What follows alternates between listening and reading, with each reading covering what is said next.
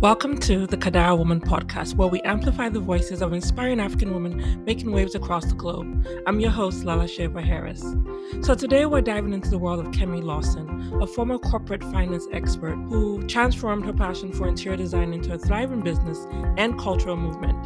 I was drawn to Kemi's story because of her unique approach to blending African heritage with modern interior design and her journey from corporate finance to creative entrepreneurship. And her Instagram page is just fire. Her work in representation and cultural preservation through home decor is truly inspiring and is very aligned with my goal for this podcast.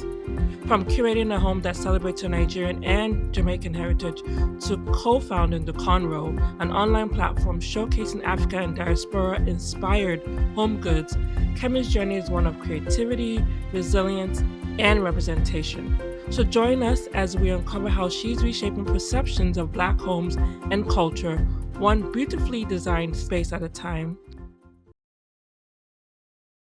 Hello, listeners. I'm excited to talk to Kemi Lawson. She's a former corporate finance expert turned self-trained interior designer who co-founded The Cornrow. Kemi and her home have been featured in Elle Decoration, Harper's Bazaar, The Guardian, The Telegraph, House Beautiful, Homeworthy, and so much more. She has had collaborations with the National Trust and the Arts Fund around the Black home and has also curated for the Museum of the Home. Is there anything I left out? Good morning, Kemi. How are you? Not at all. Good morning. Nice to be here. Hey, Lola. How are you doing? I'm very well, thank you. I'm fine. Looking Cool. forward to our conversation. Yes, and I'm already loving the fact that I get to see a little live peek into your home, even though it's been featured everywhere. But this is kind of extra special for me.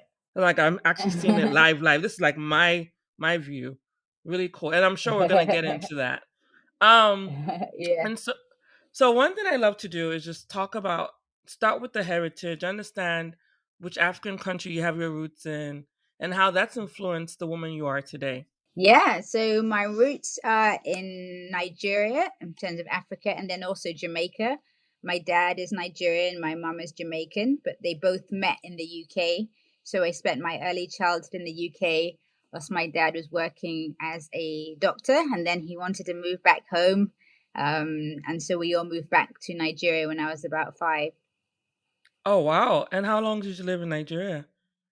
So I was in Nigeria till I was in Nigeria full time till about 12. Then I came over to England to boarding school in Bristol and in Cheltenham. So I was there, but I used to always go back to Nigeria for holidays. So I always kind of felt like, I was still living in Nigeria, just going to school in England.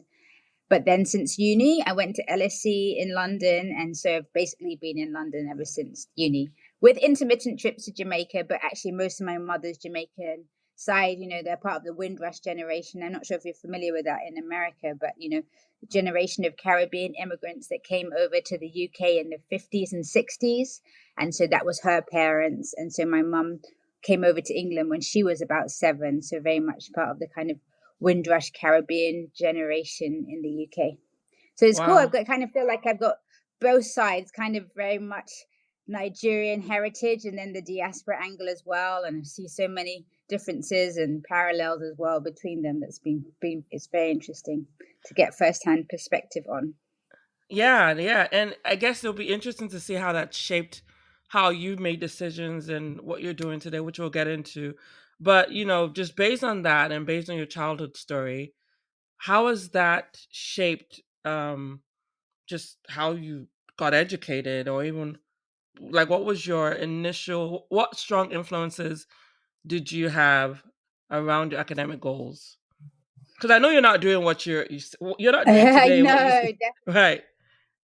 I mean, I very much felt from a very young age, probably similar to a lot of my Nigerian peers, that I wanted to have a career. I wanted to be a career woman. I wanted to earn loads of money. I wanted to have my own private jet. I had all these like huge financial ambitions, but no real clear way of how to do it except, business or finance. I know my parents' friends that worked in that. I always thought they were so glamorous and kind of up to things. I remember my dad had a female friend that was very successful in the corporate finance, Auntie Taiwo. So I always used to kind of look up to her and idolize her. So I knew I didn't want to do medicine like my dad, much to his sadness. I knew I wanted to do something more kind of corporate. I saw the lifestyle my dad had, calls at 2 a.m. from patients and all that. And I was so it was very clear, and I very clear I wanted to do finance. So I studied economics. I did accounting. I always say I was like the perfect immigrant daughter. My parents were like, "Yay, she's doing accounting! Yay, she's doing." Yep. And then I went into banking. But you know what? Throughout that kind of my financial career, I was there. I worked, I worked hard. I went, did all the, I was at Goldman Sachs, Ernst and Young. I did all the kind of things that I wanted to achieve, but I was never really 100% fulfilled there.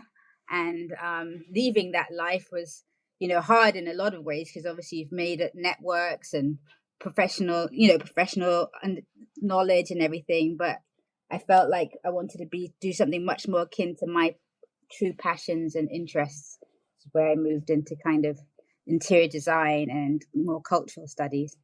Yeah, so it sounds like we can just jump right into that. So, a lot to ask over there. So, you realized that you weren't doing what it was that just fulfilled you. I call that the Kadara moment, when you have that moment of clarity. You're like, you know what, I need to go pivot, right? Can you talk to the moment when that happened? Like when you just said, you know what, this is it, this is what I'm doing. When you made that decision to leave corporate finance. Yeah, I actually remember the moment very well, because it was actually not just my decision, it was a co-decision with me and my husband. It was in the middle of lockdown. I was working very hard whilst also having the kids at home, whilst also decorating the home and thinking of setting up a business on it, which is what I decided to, when I decided that was my passion. So I just had a lot of balls in the air with the very demanding job, the lockdown, and trying to set up my business, the Cornrow. And so my husband could see how stressed I was, and he was like, it's possible for you to do all of those things. Why don't you leave? I was at Ernst and Young at the time. Leave Ernst and Young and focus on the Cornrow. And it never crossed my mind, because I'd always been taught, and you never leave. And it's true as well. I wouldn't necessarily tell other people, but you always said, until the business is making money, you better stay in your 9 to 5. Don't leave. Don't just like, oh, don't, So, and, that was all the received words in my head. So the idea of going when I hadn't even launched yet just seemed like, what? But I realized, for me personally, in my own personal position, it was the only way that I could really do the business justice, do my passion justice, and safeguard my mental health. So it was like a real light bulb moment, that kind of pillow talk conversation with my husband, and I haven't looked back since. No, you haven't. And of course, there's so much there that I'm hoping that we get to. So you made a decision to go pursue your passion, which is start the Conroe or co-found the Conroe. But it sounds like you had the support of your husband from the onset.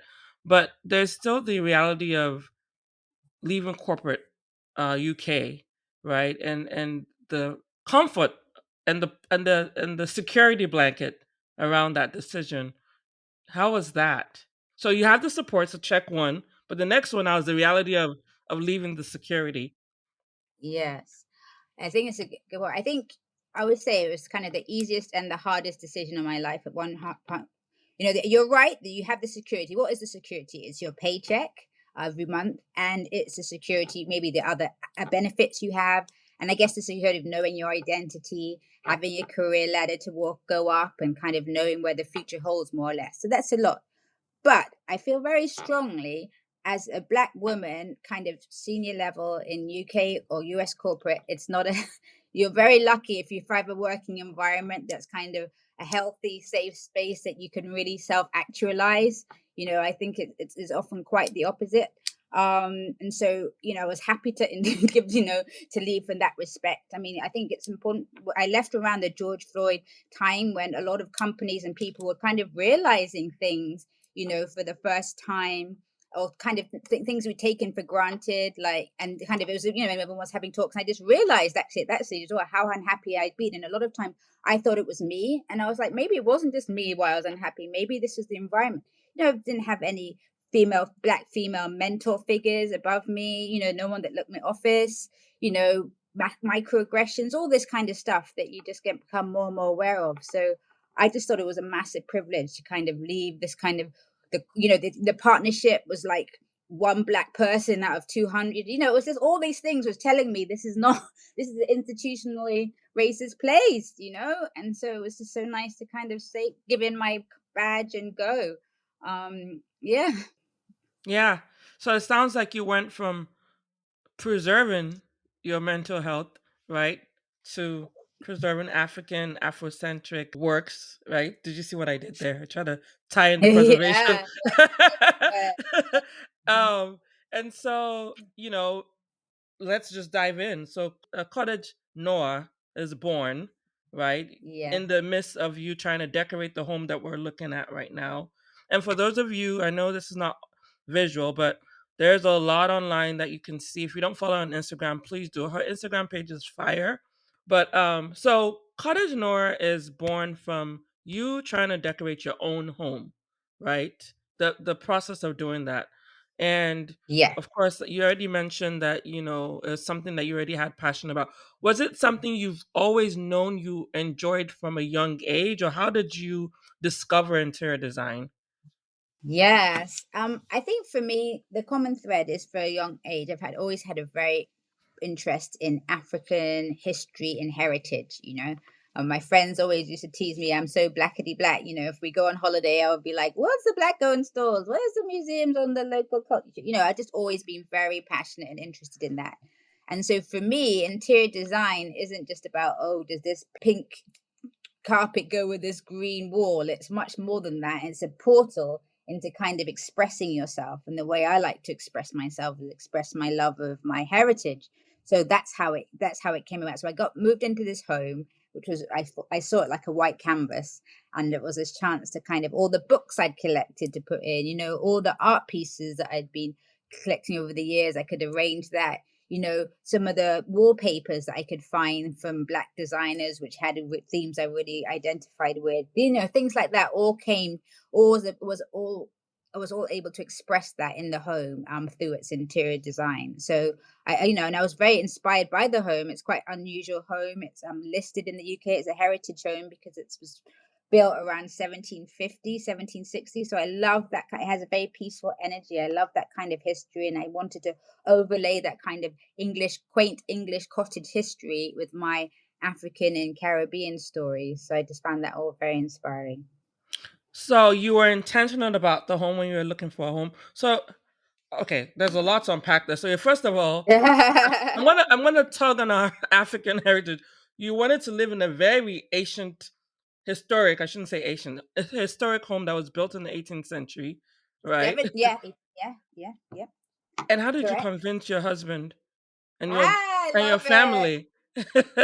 I know. We didn't actually look. I didn't set out to look for this. It was very lucky. We knew very much the location we wanted. We have it live in a North London suburb, and near, and live very near my husband's parents and the school. So we had we have I didn't have Zoopla, but the online property search, and we had our radius, and all the houses were just very very samey and nothing we'd fallen in love with. And then I just saw one that tucked down on a little street that I'd never been before. And it was, as you said, this like ancient cottage. And it was funny because exactly my husband was like, "What?" But I just fell in love with it, and I just liked its quirkiness because everything else we saw was all very kind of standard, which has its benefits as well. Like I don't think we have a straight wall here, but everything was just kind of standard modern. So I love the unusual aspect of it, and it was just my force of personality. I think it reminded me. I said I went to boarding schools and I lived in a lot of kind of, or went to my friends' houses in the country, and I always kind of liked that vibe and that energy, and yeah, just wanted something different and unique. And luckily, even though it's very old on the outside, inside it was all didn't need much work done. It isn't like some people go in these like crazy historic homes and have to completely gut it. But for me, it was all okay, good bones as they call it over here. So all I really had to do is have fun with the decoration and design. And you have done amazing work. I've seen Thank you your very house much. from so many lens. I mean, it's amazing. And to think that you are self-trained, it's. I think that is what I want to know. How did you become self? How did you do it? How did you figure it out? Because you are feeding that Yeah, passion along the way. it's something I tell a lot of people. Like a lot of people are quite scared or apprehensive about kind of decorating their home themselves, or taking risks, in terms of what colors and styles and stuff. And I think I just had a very clear picture of what I liked, what I wanted, and I was like, I was going to go for it. I felt, what's the worst that can happen if you can just change the paint or I didn't think I was making any permanent decisions that couldn't change, and I just had a strong sense of my own aesthetic and what I liked. There's a great phrase by a fashionista called Diana Vreeland. She says something, I paraphrase, but I don't mind good taste or bad taste. It's no taste that I can't stand. And that's how I Ooh. felt. Like, I didn't believe in anything. It's whether you like it or not. That's the only thing that should matter to you. And I feel strongly, and also it should be so personal to you. So if you like it and it reflects you, then you've done a great job. And so that was the kind of ethos that I had. Does that show up for you in other aspects of your life? Just that mentality of just taking risks and following your own personal compass, so to speak?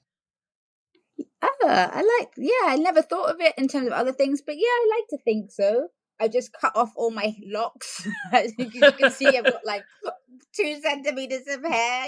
Maybe a lot of people are like, it doesn't suit me. Oh, God. I'm like, go for him. That's what I feel like right now, and just kind of did it. Just made and I did it. So yeah, I just try. I think it comes with age rather than personality. I think after 45, you just don't care so much. I mean, there's a great phrase I read recently that said, in your 20s, you think everyone's talking about you. In your 40s, you don't care what people think. In your 60s, you realize nobody's thinking about you. You know what I mean? I love that. I love that. And so I think I already mentioned this, but I did watch your episode or your episode on Homeworthy, where you talked about your home. You kind of walked us through. It's like the modern version of MTV Crib. If those of you who don't know, is it Yeah. Homeworthy or Houseworthy? Houseworthy, right? Houseworthy. Yeah, Houseworthy, that's it. yes. And like I said, beautiful home. There's so many pieces that I was like, oh my god, this is the fact that you get to live in that space, and you were very intentional about how you curated pieces, how you designed the space for your daughters. There's a ton of Mm. representation. Why was that important to you? Yeah, I think it comes back to what I was saying about showing up in the corporate world as a black woman. My children are dark skinned black girls living in the UK, going to predominantly white schools, the media they consume. I just thought that I just really wanted their home to be a place where they feel themselves positively represented and affirmed and everything like that. Because I didn't think the world, I've chosen to bring them up here, but I didn't think I didn't trust the world to do it. So I needed to do it in their own homes, and so talk about, I've got a special wallpaper in the hallway, which is designed by Haiti, and it's about it's got images of 6 black women from history, from Queen Idia and Benin to Catherine Cleaver, the Black Panther, to Haitian freedom fighters, Sanité Belair, one of the generals in the Haitian Revolution. So yeah, this is what they see every morning when they go out of their bedrooms. And I just thought that was really important to kind of emphasize that.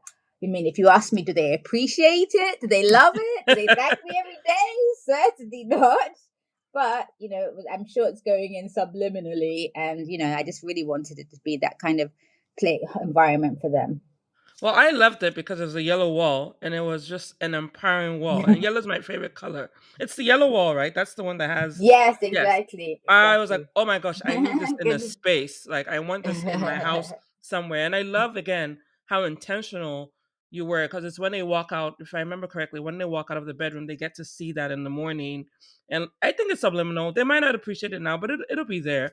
And I just, like I said, anyone who hasn't seen any of your work needs to go just check out Houseworthy, because I think you did an amazing job taking us through the space, making it your own, affirming representation of both Nigerian and your Jamaican heritage and other Black cultures. And then I'm just curious now, as a marketer, how did you come up with the name Cottage Noir? Yeah, it was very just serendipitous. Obviously, I live in a cottage, and so I knew that because it started as an Instagram handle because I wanted to share. Didn't tell anyone I was going to do it, but I just wanted to share pictures and kind of find my tribe. When I was decorating, I felt so alone and just wanted to see if anyone else might be interested, and we can kind of share ideas and things like that. So yeah, I lived in a cottage, and then as I said, my modus operandi is authentically black, my heritage. So noir obviously is black in French. So I just put the two together. And really lucky because I think it really does sum up the vibe. I'm not sure what I'm going to do when I move, but for now it's like perfect, and that's how I feel when I you was gonna come in here. ask. It's a Cottage Noir. I was gonna ask. So it sounds like this is not your forever home, as they say, because you've done a lot of custom pieces. Yeah, I know. I don't know how I'm gonna take some of it. I've got some lovely tiles that I've put in the girls' bathroom, cameos of the profiles of 6 different black women. I'm like, how am I gonna get these out? Because I just want them. They're handmade. I don't know, but I didn't. I decorated it as like this is my forever home, but it's probably not going to be. And I hope what I'm hoping is it'd be lovely if when I decide to move, somebody who appreciates the aesthetic moves in rather than someone that with a completely different vibe. But either way, but yeah, I'm or interested. you I'm wondering what the next house might be. or you could keep it in the family's portfolio. Who knows? Yeah, I like that. I like that. Exactly. I would Exactly. love that. I think like, and I think it ties into another project you're working on, which we'll get to in a few. But I wanted to dive into more about you being an entrepreneur. And so you said your dad was a doctor. We didn't really talk about your mom's, but was there anything in your, again, growing up that made you think, I want to own my own business someday? I'm just going to go great, Mm. be like a crazy entrepreneur, jump in. No, for me, it was all very much corporate career ladder, working for a big bank, working my way up. I always thought of it that way. My dad was an entrepreneur of sorts. He had his own medical practice and GP surgery in Lagos. And I saw kind of firsthand just how stressful it was. I remember from the beginning when he was building it up, we had a little book, 1 patient today, then it went to 3, then it went to 5. And I saw that stress. And I think I really wanted to be a corporate girl. So the reason I set up the business was not so much, oh, I really want to be an entrepreneur. It's just that whole classic adage of if you can't see it, you have to build it, and the kind of shop that I wanted to see, that I wanted to shop at, I couldn't see easily online. And luckily, my sister was interested in setting up a business as well, because I think it's very hard to go solo entrepreneur. Hats off to all the solo ladies and gents. So the fact that I had a partner to do it with a very complementary skill set as well, me and my sister, and she was my younger sister, so I could boss her around and everything like that. So that worked well. And so we're like, let's do it. Wow. And so is she also full time on Cottage Noir as well? Oh no, the cornrow. No, she's not full I mean, time. She sorry. was at the start when we were setting it up, but now she's gone back. And again, it shows you the ups and downs. The business wasn't enough to kind of compete to what she could be earning. She's a digital marketer, but we've set it up in a way now so that she can kind of do both, and her company knows that. So it's worked out pretty well. That's amazing. So what are some of the things that you had to do in the beginning to get the business going? And I asked that because a lot of our listeners who are also aspiring entrepreneurs, and they're making that switch from either a corporate environment or just off the back cold turkey. What are some of the things that you would say you had to do to transition into running your own business? I think it's one of the great advantages these days is how much tech can help you.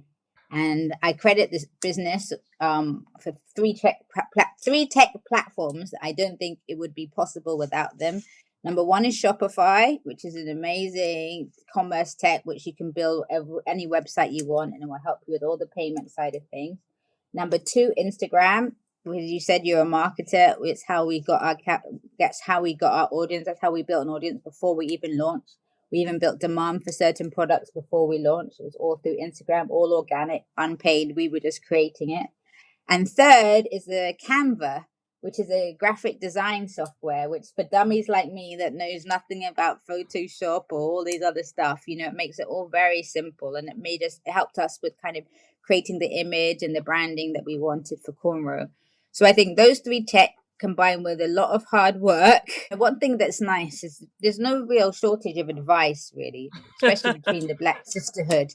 Capital maybe is a bit different, but advice is there. So we definitely made a lot of networks and people who'd been there before, people who are a bit ahead with us. But with sister brands, we met a lot of people because we obviously wanted to onboard different brands onto the platform.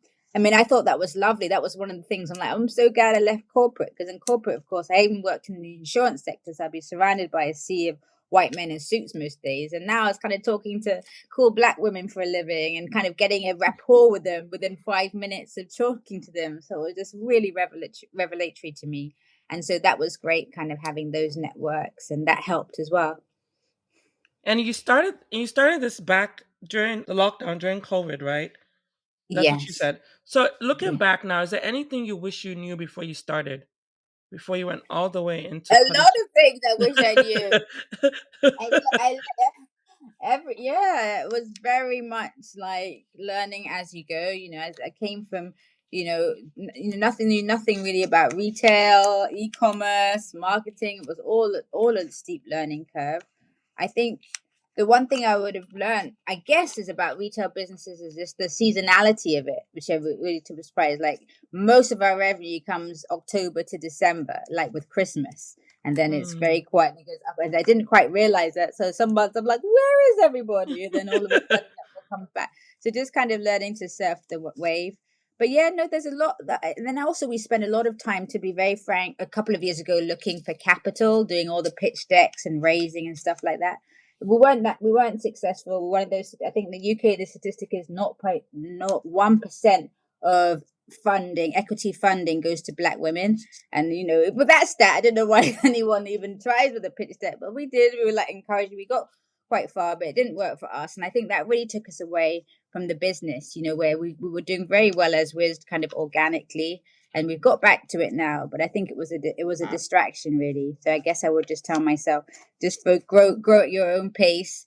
Even all those venture capital monies, a lot of people say it's not even worth it because they give you such big growth targets, and sometimes you just want to build your community. So that would have been a real learning. Oh, I think it shows in how you show up online. It's all organic. It's authentic to you, and That was very and big. I think sometimes those no's are actually the blessings in disguise, right? And so, I'm. Is it bad if I said I'm glad that you didn't spend the No, money because of how you're showing up I, and how you've grown, right? And all the different places you've been featured with the Conroe and the Cottage Noir as well. yeah, I like the way you put it, and I like the way you put it that way, and definitely by then focusing on kind of organically in the community, that's where I kind of started to talk about more issues related to black homes in general rather than just my home, because to be honest, I don't know how these house bloggers do it. You get bored doing pictures of your living room every day. Like, I got bored of posting, and I was a bit uncomfortable with that line between sharing and inspiring and showing off. So now I feel much more happy talking about I've done posts on why mud huts are amazing. I've done posts on aristocratic African homes that you might not know about, talking in general, and I've had a great reception about that. And as you know, I've now got a book deal to talk about the history of black homes. So yeah, it's opened up a Yeah. whole new avenue. Oh yeah, we're gonna get into the book too. Don't worry, we didn't forget about the black home. That's Yeah, fun. yeah. Also, just staying on the thread of you being an entrepreneur, I'm curious to know if you faced any specific unique challenges as an African woman going into the interior design space. Because obviously you were solving for a gap. Yeah, let me just correct you. Actually, I wouldn't call myself an interior designer. There's two places I've done, which is my home and my husband's office. So it's very much just my personal. I don't actually want to and aspire to do other people's places. And I guess the way have my outlook is curating products for the platform, the Cornrow. Okay. Um, that that's how more from the business angle. But definitely, to answer your question, I can answer your question, because one of the things was a lot of some of the more high end things I got in my home. I had to go to kind of these posh Chelsea showrooms. And I always felt a bit intimidated as going to these places as a kind of black woman, and I'll be the only one. So that I think that is something these places did not. I think they've changed a bit over the few years, but they are not very inclusive. The one advantage I did have is my parents are separated. My mum's partner is an interior designer, a white guy, and so he was like, Jonathan, let's go. So I'm sorry, it just helped to have him, at least for the first few times, to kind of show me the ropes and kind of introduce me to people and things like that. And I guess now I'm recounting the story to you. It reminds me of something. That great marketer, I'm sure you know her, Pazoma St. John, Badass Boss, said Yes, about yes, yes. we can do all the diversity we want, but we need the white men to be part of it and to open doors and help us and sponsor us, kind of thing. We can't do it. We can't do it alone. They're the one, And I think I benefited from a bit of that by, like Jonathan, my mum's lovely partner, who he almost gave me. I ran a lot of ideas through him. He almost gave me, yeah, it's fine, because obviously I was coming from finance. I didn't know anything. So he just gave me permission just to go for it and the confidence. So yeah, shout out to him. I love how all of that's connected. Wow. And so you mentioned that you don't have any intention of decorating other people's homes. Is that what you said? Yeah, people have asked me, but no, but no, actually, I feel like, as I said, for me, it's not about blue as white. I just wanted a canvas to explore myself, my identity, affirm my kids, and I encourage everyone else to do that. But I feel like it's something I wanted to do for me rather than to do as a business. Yeah, but it sounds like your joy comes more from the curation process, finding the pieces, especially the more unique, the better. The more backstory to the piece, the better. Is that fair to say? Yes, I think so. Exactly. I think that's one actually. Funny you say that. Okay, this is it.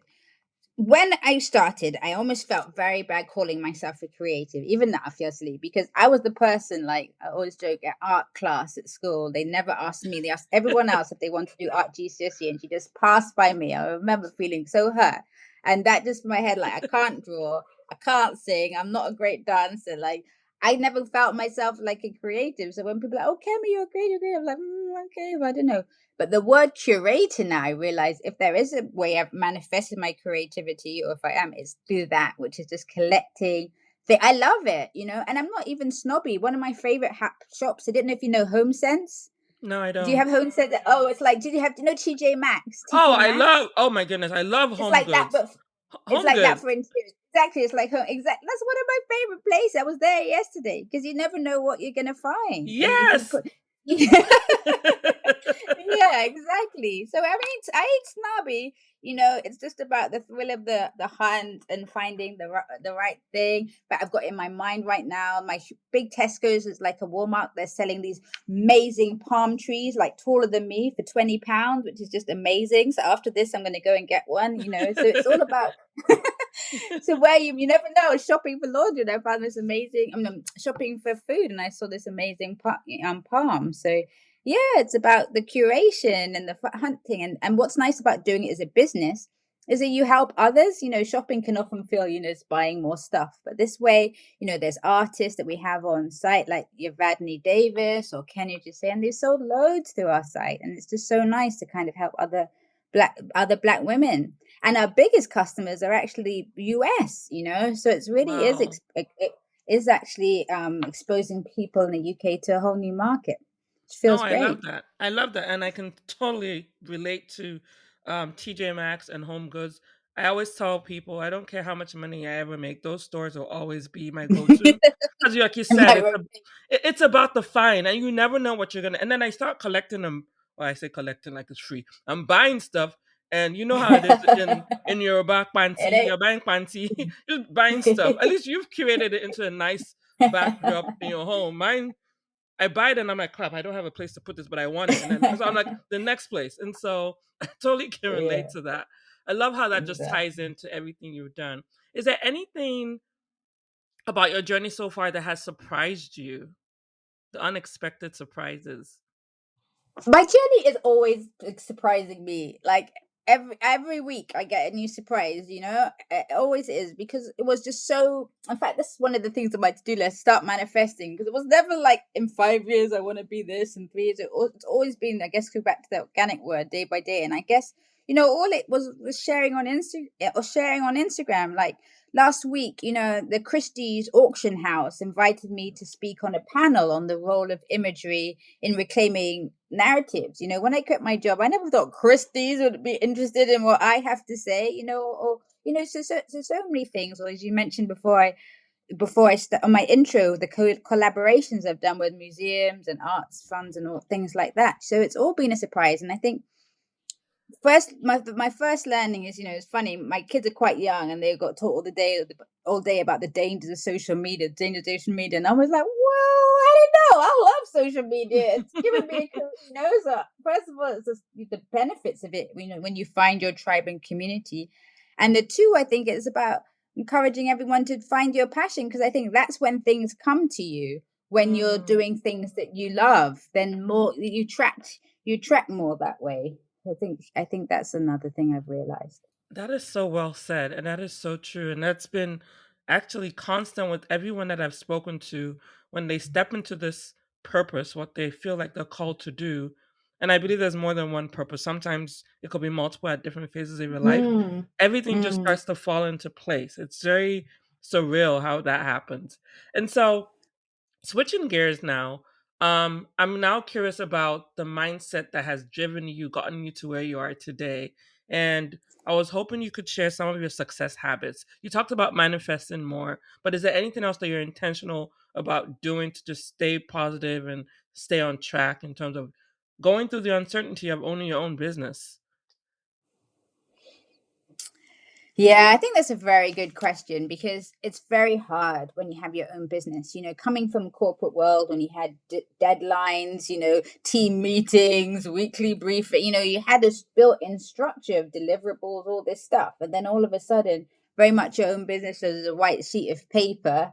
And for you to kind of organize and motivate yourself, it's really hard. I think having my sister helps, because if one of us is feeling a bit odd, then the other one can chivvy them on if one's not feeling got any ideas. So that kind of having the co-founder helps. But actually, I find that part quite hard. I've recently self-diagnosed myself. I don't know if you've got podcasts with anyone on this, but I've with ADHD. Oh, um I'll be the one if I'm diagnosing myself. It's me self-diagnosing myself. and, and it's really helped help me understand, like, for me, like, and also to try and put in strategies for me to kind of organize, because I can do things like, in fact, yesterday, hyper focus on one thing and spend, like, I was trying to work on some content, spend like 5 hours on it, and look up and like, oh no, I haven't done this, or oh no, I haven't done that, and things like that. So realizing this is not just me being disorganized, but it's just actually a function of how my brain works, has just really helped. And I've got ADHD coaching coming up. In fact, I've got my first session tomorrow, who's going to give me some strategies and things like that, because I think at the moment I'm driven very much just on passion and what I love, and almost like a child. Oh, this is really interesting. I'm going to research this. I'm going to do some content. And I just want to be. I personally also want to be a bit structured. So you're not speaking to a fully formed entrepreneur who has all the answers. I think I think I'm on a journey, like so many of us, but I think just realizing your strengths and weaknesses is a really great way to start. I don't think everyone is fully formed, and I love how you talked about the fact that you self-diagnose yourself with ADHD because there's quizzes on there, and I've done the same thing, but you're taking the extra step to um, incorporate it into your life by getting a coach. So it's not discounting it; it's just part of who we are, and that's probably what shows up in its glory if you let it show up in the right way. So, if you asked if I've featured anyone who has it, I probably am the feature every week, every single time, and so I totally can relate to that. All right, so let's switch gears here. Have you had any challenges that have, I don't like to call it failures because I call them lessons learned that have shaped your life, that made you who you are today? Anything you had to overcome. Yeah, something you had to overcome. Because I think to your point, no one's fully formed. Everyone's going through it and figuring stuff out. I think, yeah, definitely. I think, when you see somebody's CV, it could always look so great. Oh, she was at Goldman Sachs. Oh, she was at EY. Oh, she got this, the LSE, and all that. And you just see a bunch of successes, and you think, wow. But what it doesn't show is all the rejections that you've had along the way. For every job you get, there's 5, 10 you don't get. For every, every success, there's a lot of things that don't, haven't worked out. And certainly for me, or jobs that I haven't stayed. In fact, a lot of some jobs I didn't stay very long because I wasn't very happy there and things like that. So I think definitely I've got my fair share of that. And I think the lesson is, where you can, maybe it's a privilege to work on your passions. Because I think part of that was, just not doing what I really love doing, and being a bit bored or unmotivated. And so yeah, just following. And I think there's a lesson, maybe you said people can have several different careers. So it's things that people could learn midlife, but it's also things to learn to teach your children. Although I think this, what I'm looking for them is that sweet spot of following your passion, but also earning enough Right. money, Right. Right. which is, like, and just working out. I want to I want to do that math with them and work that out, because I think, you know, that's an important lesson. Well, I believe in representation. I know you do as well. And I think just you showing up for the Conroe and the Cottage Noir and what you've done there is that example for them to figure out the passion, but also make a Yeah. profit from it. And I think that's also some Yeah. of the mental undoing that has to happen, especially for Black women, like thinking that you can't make money off of something you're passionate about. Right. I think Yeah. there's some work to be done there. We actually had a lady on the podcast, the first one we had, who talks about that. Just you can make profit following your passion and your purpose. You just have to be intentional Yes. about it. Yeah. Exactly. And especially now that I mean, when I first wanted to set up a website, someone's like, oh, it's going to cost you 200 grand to set up a website. But then I discovered Shopify, and it's like practically free. Like, tech is helpful for entrepreneurs. And I think the other thing about failure is, like, I'm not going to start blaming institutional racism for everything. I'm going to see people rolling their eyes. But I think a lot of our failures are not personal failures. And there was a Mm. study, in the UK a few years back, and then they've probably got something from the US about identical CVs have gone out. One, the name is James Fraser, say, I'm just paraphrasing, and then the one is, say, Ola Tunde Awogbo or something like that, and just the Right. different ways CVs get, the one gets loads of interviews, the other don't, and that kind of thing. For instance, that we don't even know that, especially when I was younger, I didn't even know how much the cards were stuck against me for some of my dreams and things like that. So I think it's important to be aware that as Black women, that it's not always you didn't get that promotion because that, or you're not too angry, or you're not too much. Some things is the system, it's not you. So I think that's important to realize as That's well. that is a great reminder. Um, so earlier in the conversation, you talked about this book deal, your first book deal. Congratulations on that. Can you share Thank more you. about how that's going to be cottage noir, as you always say, and what tell us about the name of the book and why you decided to write a book. Yes. So yeah, decorating Cottage Noir, my home. I'm a researcher by trade. When I was in finance, I did a lot of financial research, and so I really wanted to research. And I wasn't an interior designer by trade, so my instinct was to research and research. How? By reading loads of interior magazines, all the ones I could get my hands on, by reading interiors books. And so I had amassed a huge amount, and I just couldn't believe how whitewashed they were in terms of the lack of representations of people of homes that looked like me across the diaspora and across Africa. And so, it was a real shock. I always say there's book I saw in the books at one called Brooklyn Homes. I'm like, okay, BK, let's see what they got. And it was all white homes and stuff like that. There's a huge book I found in my in-laws called The History of Interior Design. I said, oh great, let's find out about.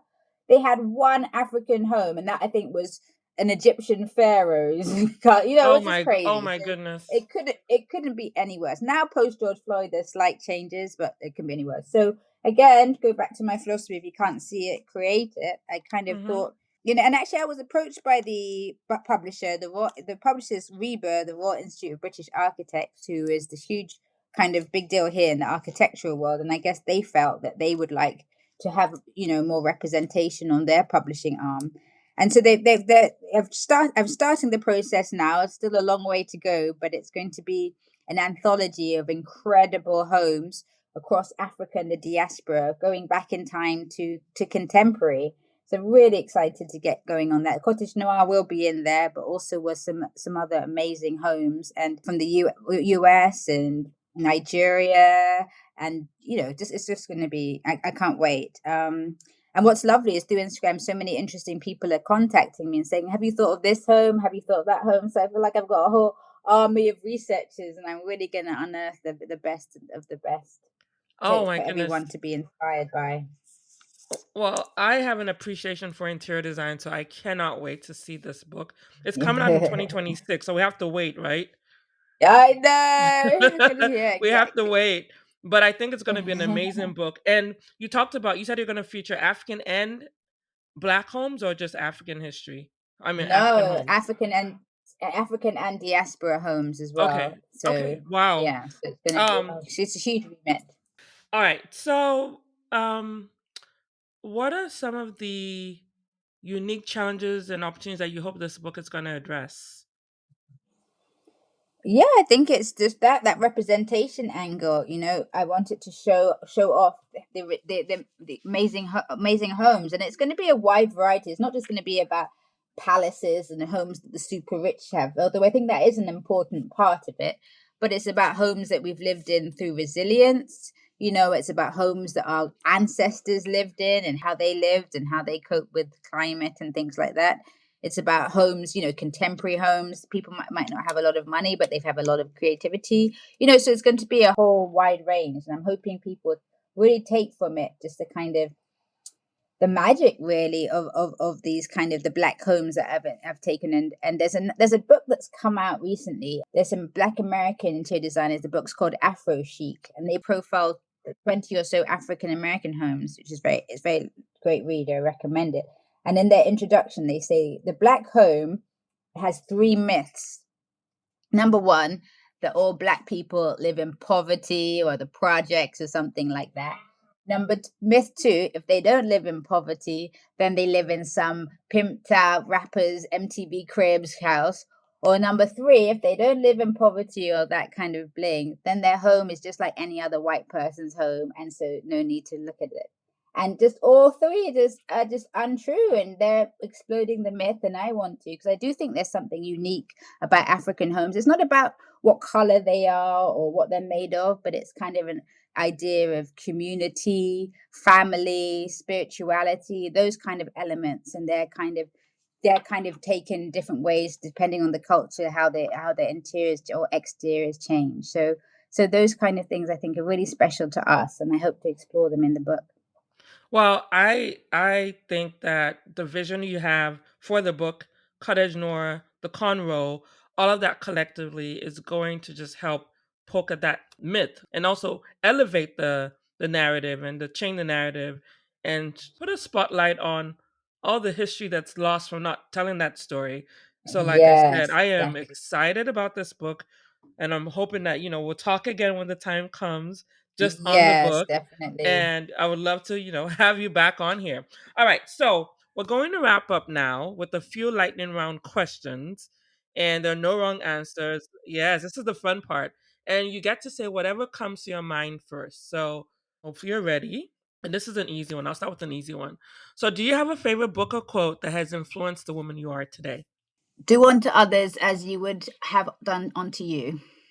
Ah, and I'm gonna cheat here. I know you also love Yoruba Girl Dancing by Mm. Simi Beckford, Oh, a right? book. Oh, yes, Oh yeah, yes, you can do exactly. both. You That's can the do both. quote. Oh, yeah, that's Book the or quote quote. I live by. But the book is, yes, Simi Bet for Yoruba Girl Dancing. It's a book that I came across at an assembly at school when I was at school in Bristol. So I was the only black girl, I think, in the school. And the headmistress said, I have a book I'd like to talk to you about. It's called Yoruba Girl Dancing. Well, my ears pricked up immediately because I'd never have even heard anyone even mention being, anything about Yoruba culture at school.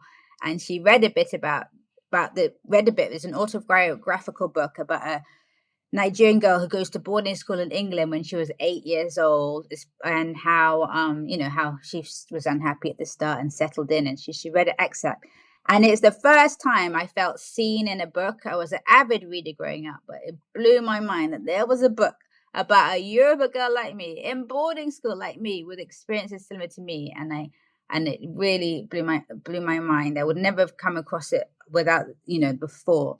So I have a copy. I have a couple of copies at home. I love it. And yeah, I think that was it. My children are completely used to having books that look like them and things like that. But for me, 20, 30 years ago, 40 years ago, it was a complete revelation. Yeah, I love that. And thank you for delving into that because I was going to ask you more about the book. So I know it's not quite the lightning round rules, but Yeah, that okay, was let's such. go back to lightning No, no, round. no, no. It was good. It was good. I love it. I actually was good. If you didn't say more, I was going to ask more because I think when a Okay. book influences you, I'm always curious to know why. All right. So back to lightning round rules. What do you consider your greatest achievement to date? My marriage and my kids. I love that. What matters most to you? Oh, my health for me and my family. What is your greatest fear? What are you most afraid of? Pain. I hate pain. I remember being in a debate at school trying to say the human body should feel no pain. Pain for me and my family and my loved ones. Anyone. I um, lost. all right. If you could go back in time, what would you tell yourself in your 20s? Oh wow. Leave those boys alone. Just enjoy yourself. You'll get married. Don't worry. And even if you don't, it's no big deal.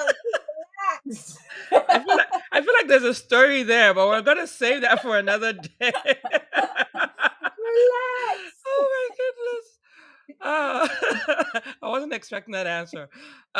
Any advice you'd give to someone who wants to become an entrepreneur, what would you say to them? Save money first. Have money. Save money. It's going to cost more than you think. And also don't wait for it to be perfect. I know someone who's setting up a business and she should have launched like a year ago, but it's just not all perfect. Done is better. You can perfect on the way.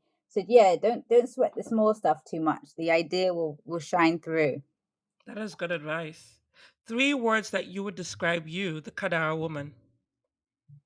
Oh wow. Passionate, open-minded, and love of learning. Love learning. Oh, I like that. What are your thoughts on destiny? And that's what Kadara means is destiny. Oh really? That you can change it, you can manifest it, you can change it, you can influence it. It's nothing's written in stone. Nothing. Even health outcomes, you can start being more healthy today and live another 20 years. So just plan and manifest and pray and get the destiny of your dreams. Love that. Last question. Looking back on your journey, what would you say has been the most important lesson you've learned about finding and pursuing your purpose? The people around you. It's very hard to do this thing by yourself. If I didn't have a supportive sister, mother, husband, friends all cheering for me behind, it would have been a different story. So yeah, just surround yourself with supporters. Awesome. Well, Kemi, that's it. That's a wrap. Thank you so much for such a fun conversation. I really enjoyed Okay. that. And again, I Thank you, think Lola. I'm so excited to see what you have. As we wrap up this enlightening conversation with Kemi Lawson, I hope you're feeling inspired to embrace your passions and create spaces that truly represent you. Remember, your journey doesn't have to follow a straight path. Sometimes the most fulfilling careers come from following your heart and creating what you wish existed. And Kemi's story reminds us just of the power to do that, the importance of preserving our cultural heritage, and the impact we can make when we dare to pursue our dreams. So whether you're considering a career change, looking to explore more of who you are, or just simply seeking inspiration, I hope Kemi's journey has offered you some valuable insights to do just that. Thank you for joining us today on the Kadara Woman podcast, where we celebrate these stories of remarkable African women. And if you've enjoyed this episode, please don't forget to rate, review, and reshare. And you can also follow us on social media at Kadara Woman. Until next time, this is Lola from the Kadara Woman podcast, reminding you that your Kadara moment of clarity may have already happened, and all you have to do is embrace it. This podcast was created, produced, and recorded by Lola Shaber Harris and sound edited by Mo Isu. The Kadara Woman podcast is a production of Kadara Media.